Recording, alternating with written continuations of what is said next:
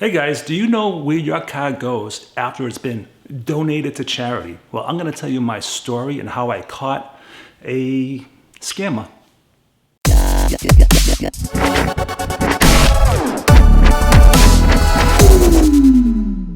Hey guys, welcome back to the channel. My name is Mike the Baldadonis and I buy and sell cars as a hobby, and I bring you guys along with me showing the pros and cons of each vehicle that I buy.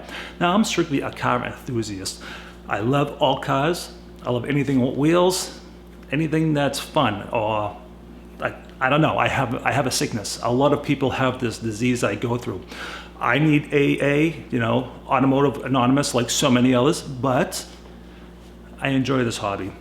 The reason why I'm making this video is because I don't mind people selling cars and trying to make a hustle out of it, You see it on Craigslist all the time, but you have to read between the lines and you can see who is a liar, people that buy cars from the auction and they say, oh, my grandfather owned it, but yet there's no history of that or anything like that. So there's a lot of people that get frustrated with people like that. You're buying a car from a dealership, you get frustrated with that nonsense, and then you try to buy a car from a private owner only to find out that it came from the auction and it's a piece of junk. So I get the frustration when people are buying cars. Me, I like to be transparent. When I buy a car from somebody, I tell them exactly what I'm doing, and when somebody looking to buy my car, I tell them exactly what I'm doing so they can watch my YouTube videos.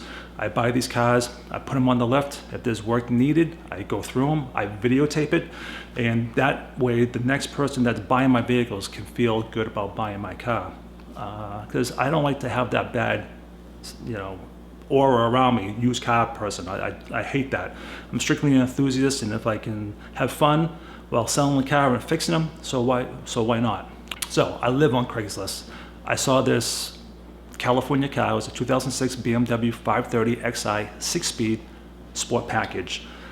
And it was a unique color. It was like a brownish color with a cream interior or a light tan interior. It was really nice. And I haven't owned this particular model yet, and I was really interested. And when I saw the ad, it just said it needed a few things, and which were, it needed a power steering, angle sensor, 2 tires, and an alignment. I was like, all right, cool. So I called up the guy, his name was Scott. And when I talked to him, he told me, oh, the car doesn't need anything. Whatever it needed, I sent it to BMW and this and that. I'm like, well, you just told me it needed these things. So that was the first red flag. So anyways, I get his address and he goes, when you come up to my house, go to the second driveway and go up and you'll see the cars there. I'm like, okay. So I met Scott. He reached out, his name is Scott Pierre. He had this weird, snotty little, whatever, thing going on with him. I was just like, whatever. So anyways, hey Scott, how you doing? So I look around and there's 10 cars. Half of them most of them have California plates. I'm like, what's up with all these cars, my man? He was like, well, I have 4 houses. I have a big company that I do sheet metal, and I do very well for myself. I'm like, I can tell, look at this. Now, his place is huge. His house, when you first go there, you're in awe. You know what I mean? You're like, wow, look at the big house, look at the big yard, you get all these cars. So as I'm sitting there, I see a 2002 BMW X5 that's in mint condition. He's washing a 1999 Jaguar convertible in mint condition, and there's a Mercedes convertible in mint condition, and my car from California that was there. So he opens up the garages in the front there, and there was a Bentley, and then there was a Porsche SUV, and then there was a Hummer H3, brand new in the garage. So he goes, I'm going to take you around back to show you my other cars. I'm like, oh, okay. So we walk down past the pool, we walk past the horse stable or whatever how the horses trot around, and we go to the other set of garages. He opens up the other door. There's a 1990 Jaguar convertible with low miles that's brand new. There's an older Jaguar 4-door, and then my car was there in the garage, and then there was a Mercedes ML 350, a modern SUV. And I'm like, what the hell are you doing with all these cars? He goes, well, I have my 4 houses. One's in California, 2 here in Massachusetts. The other one is in Florida. I'm like, wow. He goes, all these cars. He goes, I have all these type of cars at each house. I'm like, really? He goes, yeah, I'm just a car guy, But here comes the red flags. why do you have a 2006 BMW when you have all this money? Why? So his story was, when I go to California, my secretary uses this car. So this is kind of like my driving office. I'm like, okay, it kind of makes sense, but at the same time it doesn't. I'm like, you have a 2006. Look at your house, look at all the cars around you. It doesn't make sense. So as we're talking about the car, he's very flamboyant. You know what I'm saying? So he's like, pulls out his records and he's like, I just spent a ton of money on this car. You know, he just rambled on. I didn't get to see the records at first, so he's just like going, I did the brakes, I did this, thousands and thousands. He just went on with the elaborate stories. He just replaced the battery, this and that. And then he came up with this other lie that I found out the next day. He had a spare key that was being reprogrammed at BMW in Peabody, Massachusetts. And he wanted to negotiate the price with that too. Only to find out that it was never there. He never went there. There was never a second key because I called BMW and they never heard of him.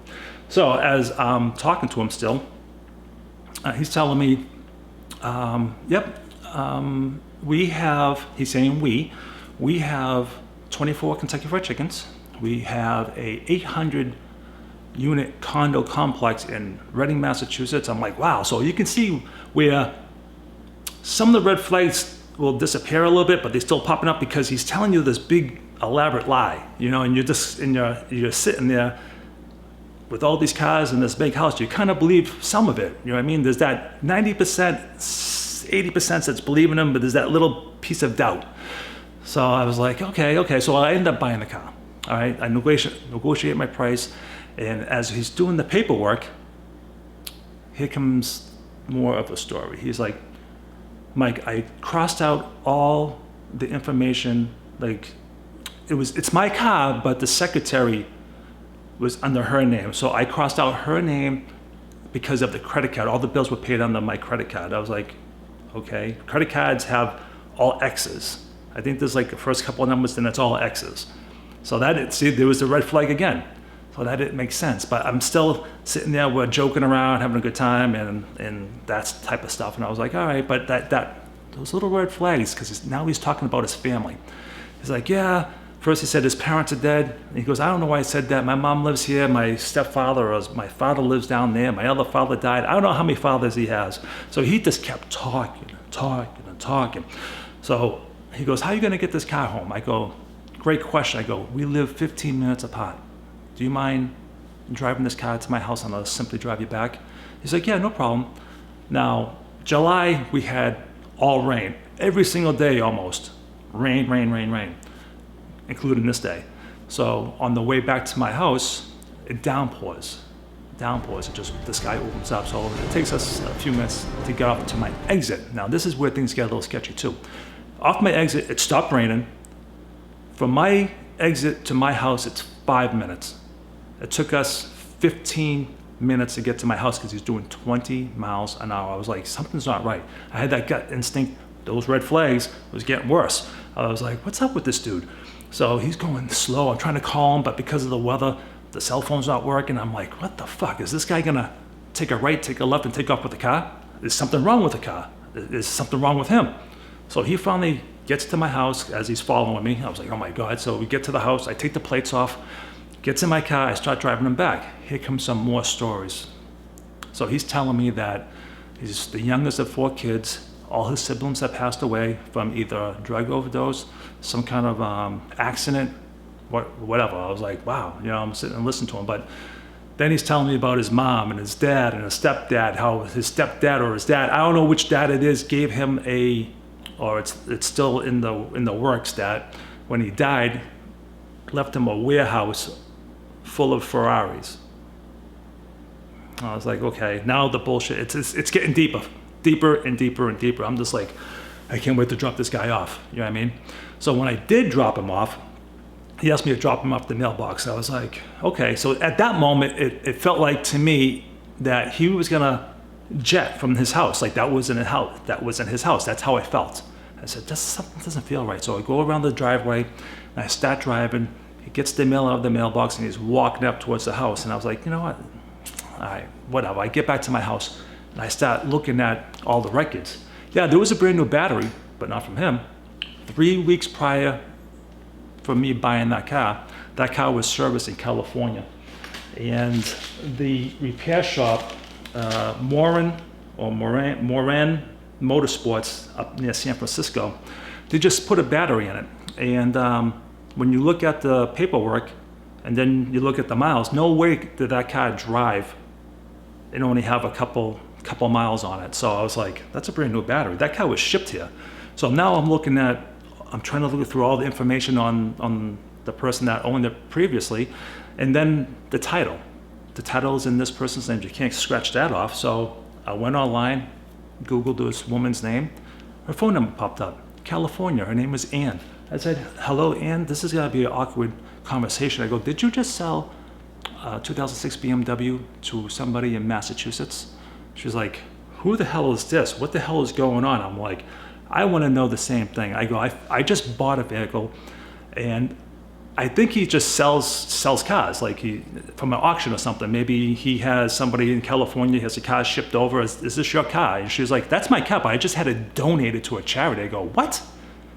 She goes, yeah, my husband just donated that car 3 weeks ago to charity. And I said, do you know what charity it was? And she said it was Life Driven Foundation. I was like, oh, okay. And she goes, but the person I called, his name was Scott, and that he's out of Naples, Florida. Now, folks, Naples, Florida, we're going to get to that in a few seconds, all right? So I did call Life Driven Foundation, and the foundation charity guy, whoever was running it, his name is Scott, I believe. So I called him up. He answered the phone. I told him the situation. I go, listen, I don't know how you guys are involved, but I just bought a car from a guy named Scott, but the person that donated the car is saying that you got the money. He goes, well, what happens is there's like 10 of us. We get these small foundations and these small charity groups that every time a car is sold, one of our charities will get paid. And then the next charity, and then it goes around like that. I'm like, okay, that makes sense. But he goes, it sounds to me like you bought the car from whoever, from the auction. I'm like, but then he also said, we deal with a company called Your Donation Helps. Now, this is Scott's charity. Now, I'm going to tell you how I found that out. Your Donation Helps. And that's in Naples, Florida. So these two people, the woman and this donation, this charity thing, they were telling me the same thing. It's this guy, Scott, that's the charity. I was like, the donation place. I'm like, wow, okay, this is starting to make a little sense. So I do my research. I spent 2 friggin' days and nights on looking up this guy's information. I couldn't find him anywhere. Couldn't find him at all. So I remembered him telling me that he had a sister that died. And then I was like, okay. So I looked at his last name, and I was looking through death records and stuff like that in Massachusetts. And it rang a bell. Naples, Florida. He has a home in Naples, Florida. I just went on Facebook, put in the name. There she was. Her holding him in his arms for a hug. I was like, damn. Naples, Florida is where the sister lives, and that's where all the calls go. This is where the foundation is. It's in Naples, Florida. Whether or not it's her address or not, it could be a P.O. box, whatever the case may be, but he goes there too. His phone numbers run in California, Massachusetts, and Florida. If you Google his phone number, those are the places that it goes to.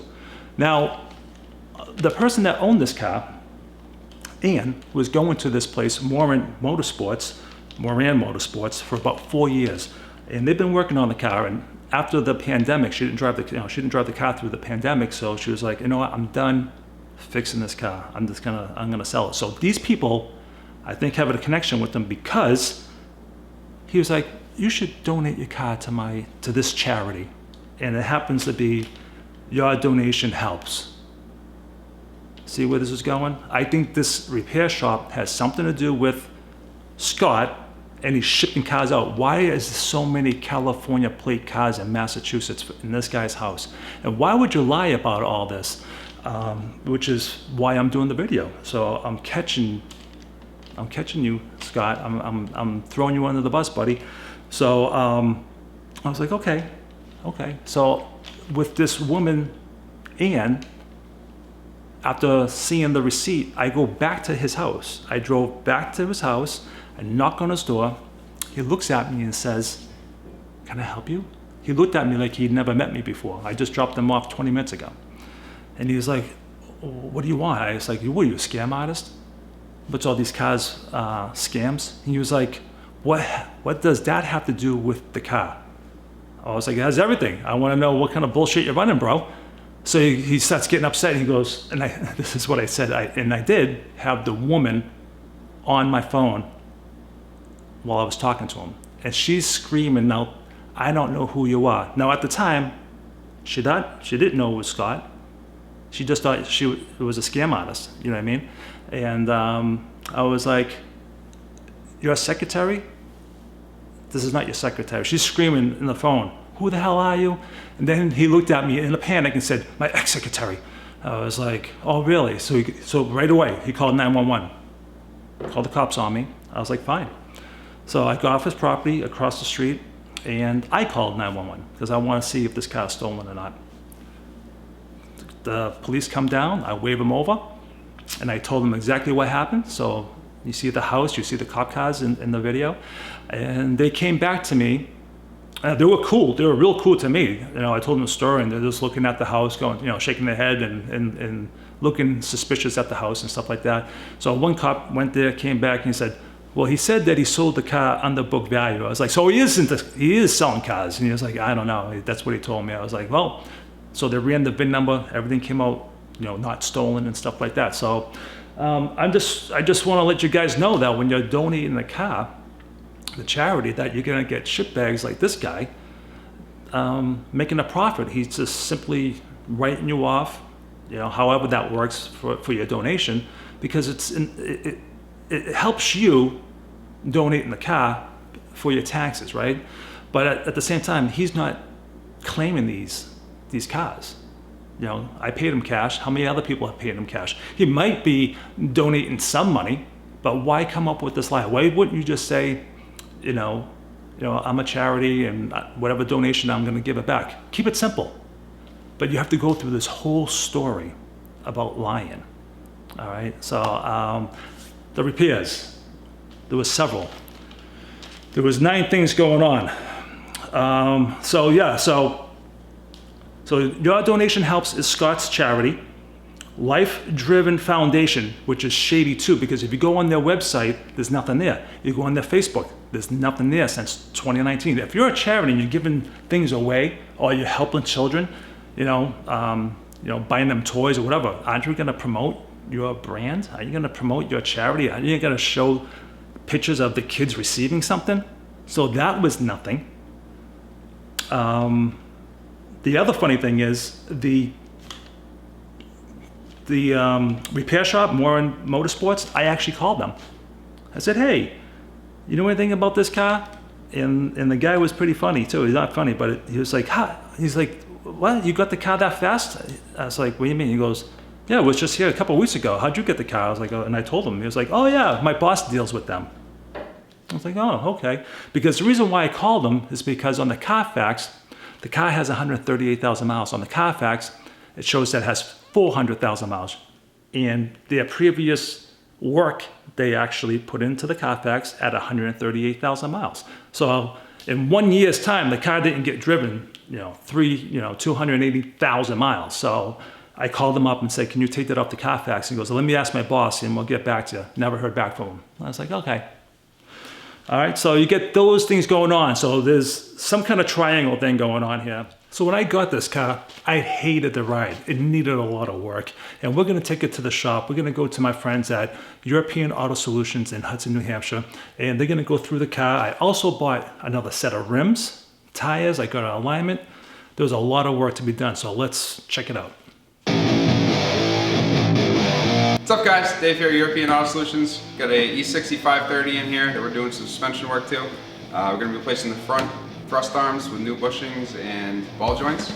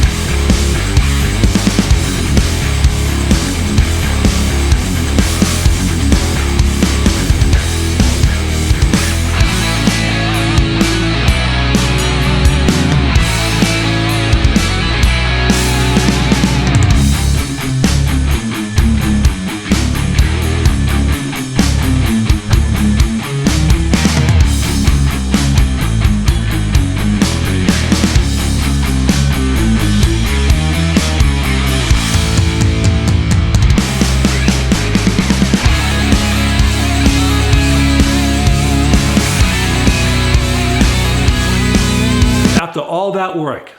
Let's see what it looks like after it's cleaned up.